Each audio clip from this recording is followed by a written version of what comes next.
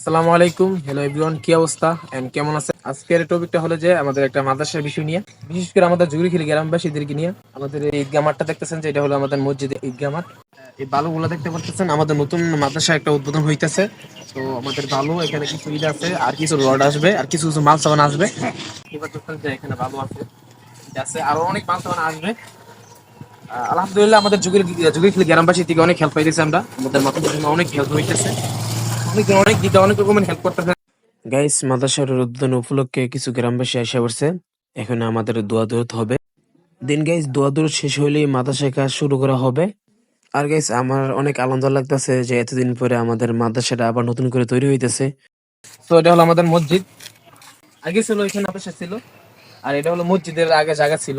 তো মসজিদের জায়গার মধ্যে তো মাদ্রাসা কখনো হয় না, তাই কারণে এখান থেকে ভাঙ্গে এখানে আবার নতুন করে উদ্বোধন করা হবে।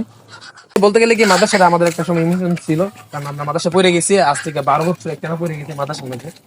তো এখানে নতুন করে আমার মাদ্রাসার উদ্বোধন করা হবে। তিনতলা আপাতত ফাউন্ডেশন হবে, তিনতলা ফাউন্ডেশন হবে, আপাতত একতলা করবে, পরে তো যদি মনে হয় যে আর দুতলা করার প্রয়োজন তো করবে ওরা, আপাতত একতলা করবে। আর আগে একটা মাদ্রাসার জমি ছিল, মাদ্রাসার জমিটা বিক্রি করে এই দিনে মাদ্রাসার কাজকর্ম ধরা হয়েছে। আর গাইস, আমাদের গ্রামবাসীদের সহযোগিতায় এই কাজটা এগিয়ে নিয়ে যাওয়া হচ্ছে ইনশাআল্লাহ। আর আমাদের মাদ্রাসার জন্য যারা অর্থ এবং শ্রম দিয়ে যারা সহযোগিতা করতেছেন, তাদের জন্য আপনারা অবশ্যই সকলে দোয়া করবেন। দীর্ঘ 2 বছরের কাছাকাছি পরে আমাদের মাদ্রাসাটা ফাইনাল হইতেছে, প্রায় 2 বছরের কাছাকাছি মাদ্রাসা বন্ধ ছিল, আবার নতুন করে মাদ্রাসায় কাজ চলতেছে। আলহামদুলিল্লাহ, আপনারা দোয়া করবেন আমাদের মাদ্রাসার জন্য সুন্দরভাবে হয়।